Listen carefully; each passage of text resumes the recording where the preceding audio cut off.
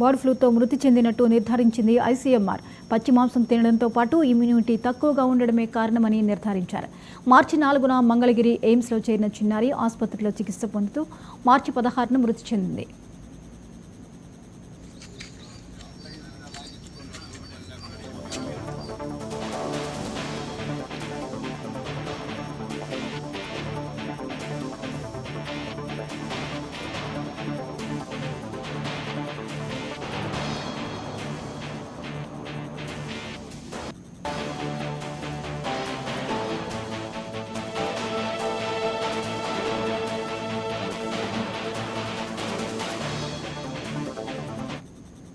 నర్సరావుపేటలో bird ఫ్లూతో 2 ఏళ్ల చిన్నారి మృతి చెందింది. బర్డ్ ఫ్లూతో మృతి చెందినట్లుగా ఐసీఎంఆర్ నిర్ధారించింది. పచ్చి మాంసం తినడంతో పాటు ఇమ్యూనిటీ తక్కువగా ఉండడమే కారణమని నిర్ధారించారు. మార్చి 4న మంగళగిరి ఎయిమ్స్లో చేరిన చిన్నారి ఆసుపత్రిలో చికిత్స పొందుతూ మార్చి 16న మృతి చెందింది. ఈ అంశంపై మరిన్ని అప్డేట్స్ని కొండలరావు అందిస్తారు.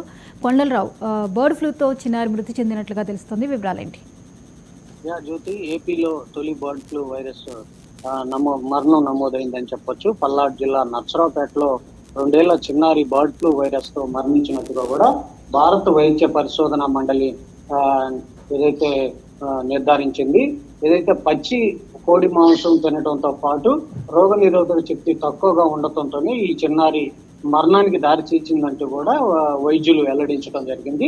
బర్డ్ ఫ్లూ కారణంగా ఒకరు మృతి చెందడం రాష్ట్రంలో ఇదే తొలి కేసు కాగా ప్రజలందరూ అప్రమత్తంగా ఉండాలని కూడా రాష్ట్ర వైద్య ఆరోగ్య శాఖ సూచించింది. అయితే జ్వరం, శ్వాస తీసుకోవటంలో ఇబ్బంది పడటం, ముక్కు కారటం వంటి ఈ లక్షణాలు అయితే ఈ మరణించిన చిన్నారిలో ఉన్నట్టు కూడా తెలిసింది. అయితే మార్చి 4న మంగళగిరి ఎయిమ్స్ లో నర్సరావుపేటకు చెందిన ఈ చిన్నారిని చేర్చారు. ఆమె కుటుంబ సభ్యులు, ఎయిమ్స్ వైద్యులు చిన్నారికి ఆక్సిజన్ సాయంతో చికిత్స అందించిన మార్చి 16న ఈ చిన్నారి తుది చేత వచ్చింది. ఇక చికిత్స అందించే సమయంలో మార్చి 7న ఏదైతే పాప గొంతు ముక్కు నుంచి తీసిన శాప్ నమూనాకి సంబంధించి ఎయిమ్స్ అధికారులు పరీక్ష చేయగా బర్డ్ ఫ్లూ వైరస్ అనే అనుమానం రావడంతో ఆ శాంపిల్స్ ని మార్చి 15న ఢిల్లీకి పంపించడం జరిగింది. అక్కడ నివేదిక కూడా బర్డ్ ఫ్లూనేనని అనుమానం రావడంతో అప్రమత్తమైన ఐసీఎంఆర్ మార్చి 24న శాబ్ నమూనాను పూణేలోని నేషనల్ ఇన్స్టిట్యూట్ కూడా పంపించిన సమయంలో దీంతో ఈ 2 ల్యాబ్స్ నమూనాను క్షుణ్ణంగా పరిశీలించినప్పటికీ చిన్నారికి సోకింది H5N1 వైరస్ గా నిర్ధారణ అయితే చేయటం జరిగింది.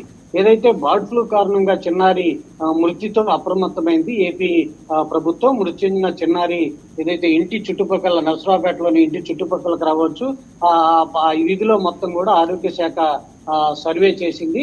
అనుమానిత లక్షణాలు ఉన్న వారందరినీ కూడా ఏదైతే ఈ బర్డ్ ఫ్లూ లక్షణాలు ఉన్నాయనే దాని మీద కూడా వీళ్ళందరి నమూనాలు సేకరించి ఎలాంటి లక్షణాలు ఉన్నాయనే దాని మీద కూడా ఒక నిర్ధారణ చేస్తున్న పరిస్థితి అయితే ఉంది. ఇంట్లో చికెన్ కర్రీ వండుతున్న సమయంలో పాప అడిగిందని పచ్చి ముక్క ఇచ్చాము.